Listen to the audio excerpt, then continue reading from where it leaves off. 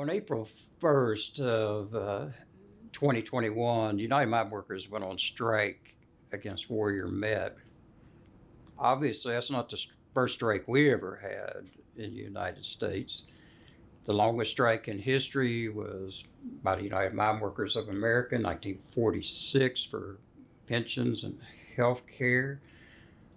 When I was born, my dad was on strike for health care, and I was born in the bedroom of a company house. So that tells you what kind of health care we had before the union came along. So we have a long, long history of the United Mine Workers fighting for justice. We knew back in 1912, 1913 that unions take bad jobs and make them good jobs.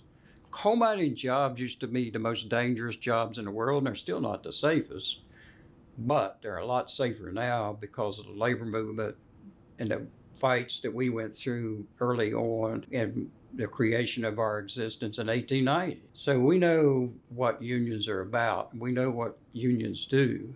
Union coal miners are currently some of the highest paid workers in the world, has some of the best working conditions, some of the best terms and conditions of employment, all because they have a union.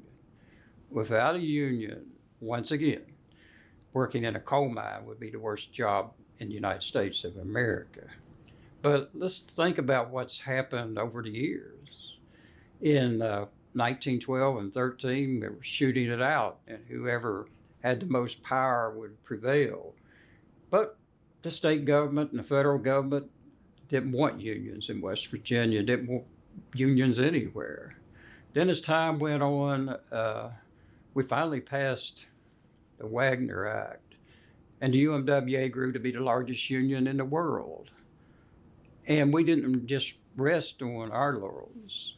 John L. Lewis decided that auto workers and steel workers and rubber workers and textile workers needed a union. Communication workers needed a union, and lots of coal miner money was spent on those efforts. The AFL-CIO Union Industries Show, a panorama of the skills and crafts of union labor, presented by Labor and Management Cooperatively to focus attention on the day-in, day-out good working relationship between American workers and free enterprise employers. But then the powers to be decided workers shouldn't have this kind of power. So in 1947, they handed us the Taft-Hartley Act. There's lots of people in this country that can't reason intimately from cause to effect, who don't understand the equations behind this anti-labor move in this country, this destruction of the dignity of labor, this constant assault on coal miners. But let's just think a minute about where we are right now, and let's use Warrior Met as an example. First of all, bankruptcy laws. Jim Walter Resources was signatory to our national contract. They declared bankruptcy. The bankruptcy judge said that contract doesn't exist anymore.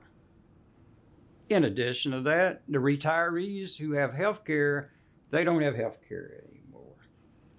Then the judge, on top of that, said these properties can be sold free and clear. What happens? Well, here comes the Wall Street investors now to pick what's left of our bodies.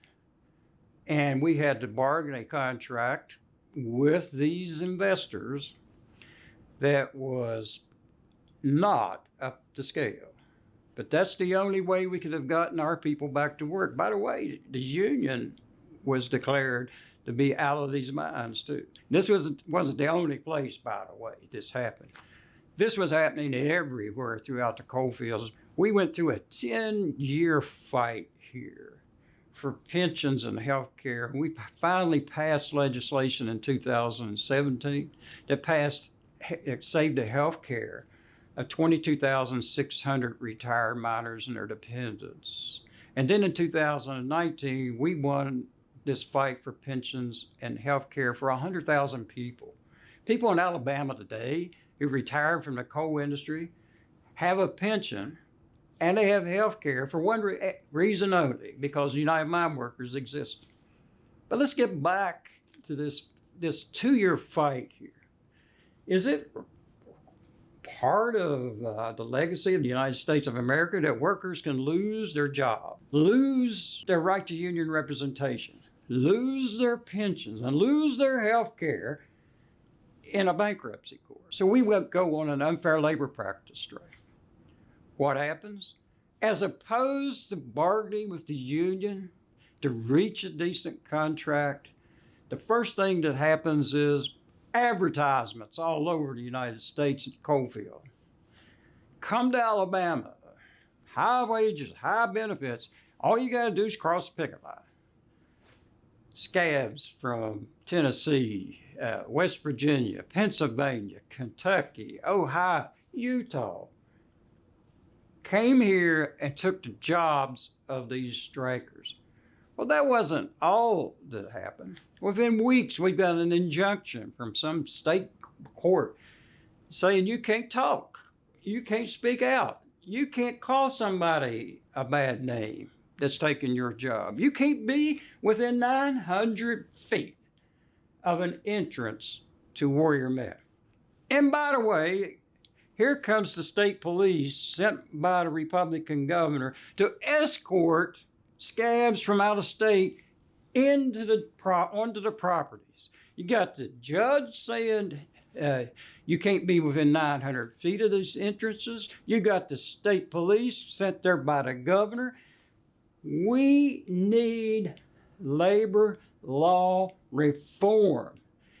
And I submit to you that scabbing and replacement workers have to go if you're ever going to have a level playing field in America.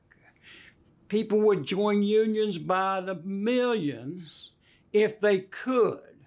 We make it so difficult in this country to join a union that it is unbelievable.